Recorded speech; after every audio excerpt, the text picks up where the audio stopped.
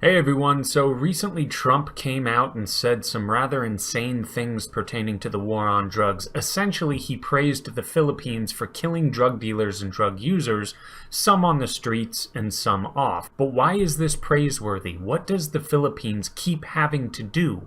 Well, they have to keep killing people over this because it doesn't seem to be a good deterrent. The same can be said for Saudi Arabia. They execute drug traffickers on a relatively consistent basis, but guess what they keep having to do over and over? Well, they keep having to execute drug traffickers.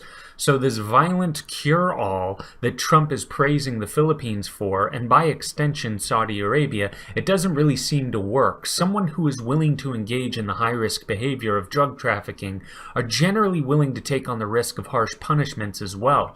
All this does is force the drug market even further into secrecy and further into the black market. It also forces them to be more efficient and careful while having to raise the prices of these drugs and increase the purity of these drugs so they can get more bang for their buck.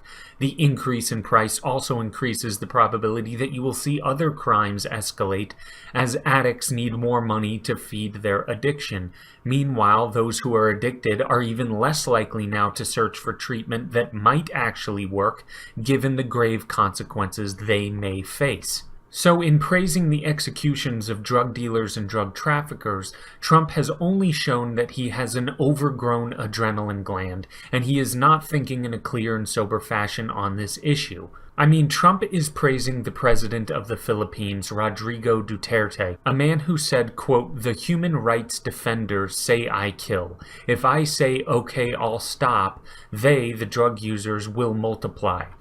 Then he said, "When harvest time comes, there will be more of them who will die. Then I will include you among them because you let them multiply." End quote. So these are the words of an insane man, pure and simple.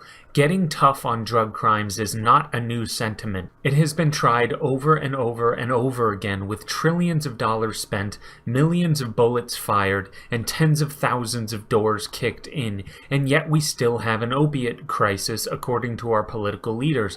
Maybe, just maybe, the violent and brutish method of dealing with this issue isn't working.